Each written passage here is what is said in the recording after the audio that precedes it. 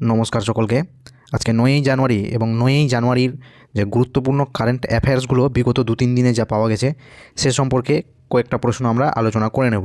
তো আজকের গুরুত্বপূর্ণ কারেন্ট অ্যাফেয়ার্সের যে প্রশ্নগুলো রয়েছে তার প্রথমেই রয়েছে ফার্স্ট কোশ্চেন, ভারতের প্রথম হাইড্রোজেন চালিত যাত্রীবাহী বাস কোথায় চালানো হবে? এটি হচ্ছে হাইড্রোজেন চালিত যাত্রীবাহী জাহাজ ফার্স্ট কোথায় চালানো হবে? তো এটা ফার্স্ট চালানো হচ্ছে আমাদের কোচিন সিআইএএল যাত্রী পরিবহনের জন্য হাইড্রোজেন চালিত বাস চালু করেছে।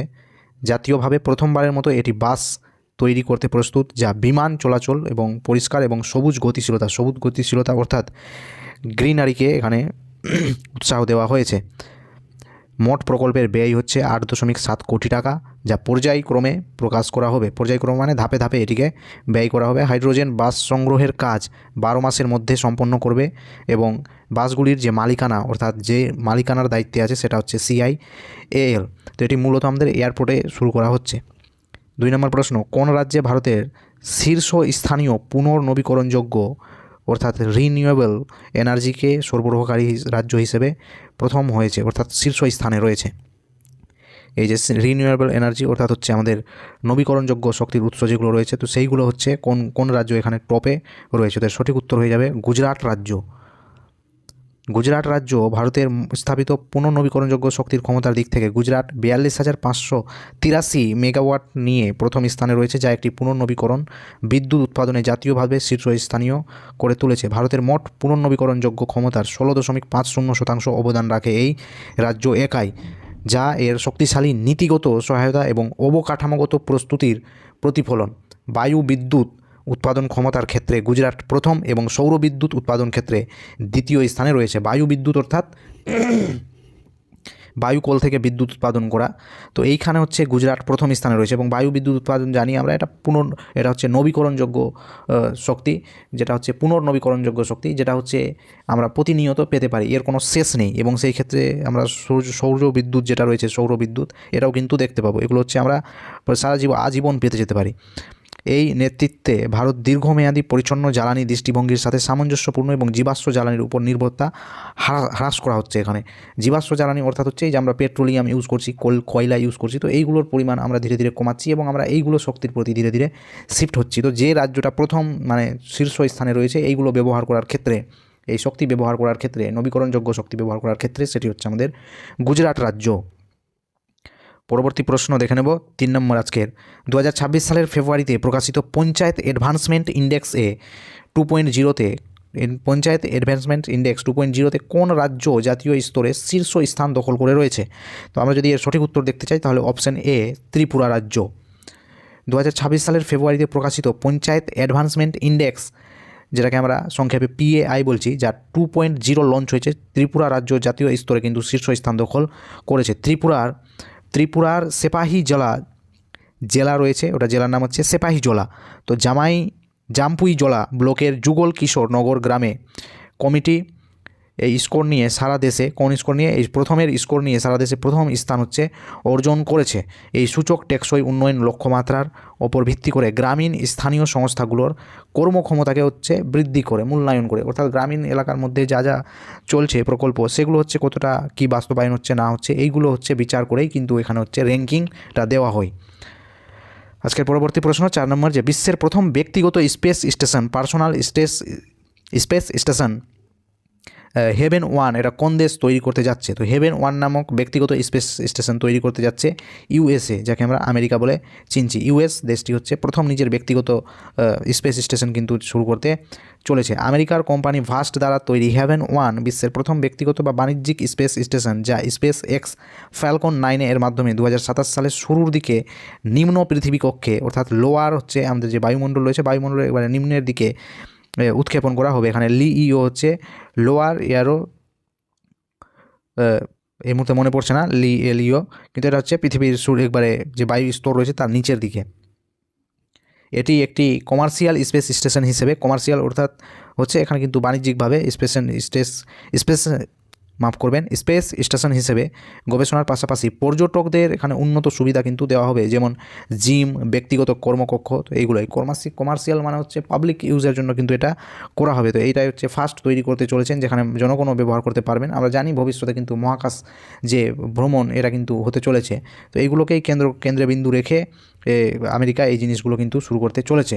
2026 সালের এয়ারপোর্ট অথরিটি অফ ইন্ডিয়ার প্রথম মহিলা বোর্ড মেম্বার বা ডিরেক্টর হিসেবে দায়িত্ব গ্রহণ করেছেন কে? তো প্রথম বোর্ড মেম্বার হিসেবে দায়িত্ব গ্রহণ করেছেন, মহিলা মেম্বার হিসেবে দায়িত্ব গ্রহণ করেছেন ফার্স্ট হচ্ছে আমাদের Nivedita Dubey. Option C is the correct answer. WPL 2026 কোন দল জয়ী হয়েছে? তো আমরা প্রত্যেকেই জানি যে আরসিবি যে দলটা ছিল এই কিন্তু জয়লাভ করেছে। এটা হচ্ছে WPL এর 4র্থতম সংস্করণ, ফোর্থ এডিশন, এবং অনুষ্ঠিত হয়েছে আমাদের ভাদোদরা BCA স্টেডিয়ামে, অর্থাৎ ফাইনাল কিন্তু এখানেই এই স্টেডিয়াম থেকেই খেলা হয়েছে। এবং যদি আমরা শুরুটা দেখি তাহলে নবী মুম্বাইটা আমরা দেখতে পাবো। এখানকার দিল্লি ক্যাপিটালসের ক্যাপ্টেন যিনি ছিলেন জেমিমা রদ্রিগেজ ছিলেন, এবং এই দলটি হচ্ছে আমাদের রানার্স আপ হয়েছে। এবং যে বিজয়ী দল রয়্যাল চ্যালেঞ্জার্স ব্যাঙ্গালোর, এর ক্যাপ্টেন ছিলেন হচ্ছে স্মৃতি মন্দানা। পার্পল ক্যাপ অর্থাৎ হচ্ছে সবথেকে বেশি উইকেট নেওয়ার জন্য সফি ডিভাইনকে দেওয়া হয়েছে, এবং অরেঞ্জ ক্যাপ অর্থাৎ সবথেকে বেশি রান সংগ্রাহকের জন্য স্মৃতি মন্দানাকে এই পুরস্কারটা অর্থাৎ এই টুপিটা কিন্তু দেওয়া হয়েছে। এই চ্যানেলের মধ্যে আপনারা ইতিমধ্যেই পেয়ে যাবেন যে আমাদের যে WPL এই সম্পর্কিত সমস্ত প্রশ্ন উত্তর কিন্তু এখানে ডিটেলসে আলোচনা করা হয়েছে। মোটামুটি 14-15টা রকম ইম্পর্টেন্ট কোশ্চেন এই WPL থেকে আপলোড করা হয়ে গেছে। আপনারা চাইলে প্লে লিস্ট থেকে দেখতে পারেন, অ্যাওয়ার্ডস অ্যান্ড হনার যেটা প্লে লিস্ট রয়েছে সেখান থেকে আপনারা দেখতে পারেন। পরবর্তী প্রশ্ন হচ্ছে অনূর্ধ্ব-19 বিশ্বকাপ অর্থাৎ আন্ডার-19 ICC আন্ডার-19 যে ওয়ার্ল্ড কাপ সম্প্রতি জয়লাভ করেছে কোন দেশ? তো সম্প্রতি জয়লাভ করেছে আমাদের ইন্ডিয়া। কাকে পরাজিত করে? তো ইংল্যান্ডকে পরাজিত করে, অর্থাৎ ইংল্যান্ড হচ্ছে এখানে রানার্স আপ এবং ভারতীয় দল হচ্ছে এখানে বিজেতা। অনূর্ধ্ব-19 বিশ্বকাপ 2026 ভারতীয় দলের কোচ কে ছিলেন? তো ঋষিকেশ কানিতার ছিলেন। অনূর্ধ্ব-19 বিশ্বকাপ 2026-এর আয়োজন কোথায় হয়েছিল? তো ICC-তে হয়েছিল। ICC-র হেডকোয়ার্টার রয়েছে বর্তমানে দুবাইয়ে। ICC-র বর্তমান অধ্যক্ষ বা প্রেসিডেন্ট যদি বলতে পারি তাহলে সেটা হচ্ছে আমাদের জয় শাহ। ভারতীয় ক্রিকেট বোর্ডের নাম হচ্ছে BCCI। BCCI-এর বর্তমান অধ্যক্ষ হচ্ছে মিথুন মানহাস। এবং এই যে ম্যাচটা হয়ে গেল অনূর্ধ্ব-19 বিশ্বকাপ, এই ম্যাচটা কোথায় অনুষ্ঠিত হয়েছে? তো এই ম্যাচটা দুটো দেশ মিলে আয়োজিত করেছে। এই দুটো দেশ হচ্ছে নামিবিয়া এবং জিম্বাবুয়ে।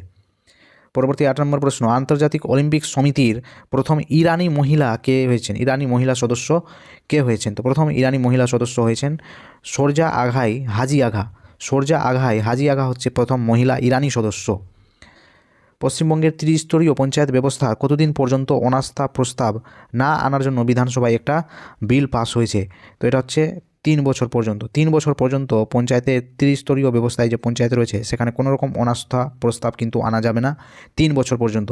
এটা এর আগে ফার্স্ট ছিল 6 মাস, এবং তৃণমূল কংগ্রেস ক্ষমতায় আসার পরে এটাকে 2.5 বছর করা হয়, এবং সম্প্রতি এটা বিল পাস করে এটাকে করে দেওয়া হয়েছে 3 বছর পর্যন্ত। অর্থাৎ 3 বছর পর্যন্ত কোনো রকম সভাপতি, উপসভাপতি, প্রধান এদের বিরুদ্ধে কিন্তু অনাস্থা প্রস্তাব নিয়ে আসা যাবে না।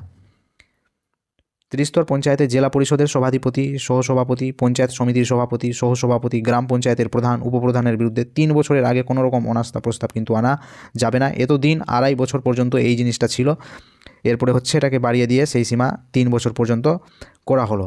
আজকে লাস্ট প্রশ্ন, যে মহারাষ্ট্রের প্রথম মহিলা উপমুখ্যমন্ত্রী হিসেবে কে শপথ নিয়েছেন? তো প্রথম মহিলা উপমুখ্যমন্ত্রী হিসেবে শপথ নিয়েছেন শরদ পাওয়ার, যে ছিলেন সম্প্রতি বিমান দুর্ঘটনায় তিনি প্রয়াত হয়েছেন, এবং তার যে স্ত্রী সুনেত্রা পাওয়ার তিনি কিন্তু উপমুখ্যমন্ত্রী হিসেবে শপথ গ্রহণ করেছেন। মহারাষ্ট্রের সদ্য প্রয়াত উপমুখ্যমন্ত্রী অজিত পাওয়ারের স্ত্রী সুনেত্রা পাওয়ার পরিষদীয় দলনেত্রী নির্বাচিত হয়েছেন, এবং তাকে প্রথম মহিলা উপমুখ্যমন্ত্রী হিসেবে রাজ্যপাল আচার্য দেবব্রতের কাছে মন্ত্র পাঠ করা হয়েছে। তো অর্থাৎ হচ্ছে আমাদের যে মহারাষ্ট্র রয়েছে সেখানকার রাজ্যপাল আচার্য দেবব্রত, তিনি একাধিক দপ্তরের মন্ত্রী হলেও পেলেন না প্রয়াত স্বামীর পদ। অর্থ ও পরিকল্পনা দপ্তরের দায়িত্ব সামলাবেন মহারাষ্ট্রের মুখ্যমন্ত্রী ফড়নবিস, এবং সুনেত্রা সামলাবেন আবগারি শুল্ক, ক্রীড়া ও যুব কল্যাণ, সংখ্যালঘু উন্নয়ন দপ্তর। এটা হচ্ছে রিভিশন কোশ্চেন, যে কোন দেশ বিশ্বের বৃহত্তম কম্প্রেসড এয়ার এনার্জি স্টোরেজ চালু করেছে? তো এটা হচ্ছে আমাদের চীন।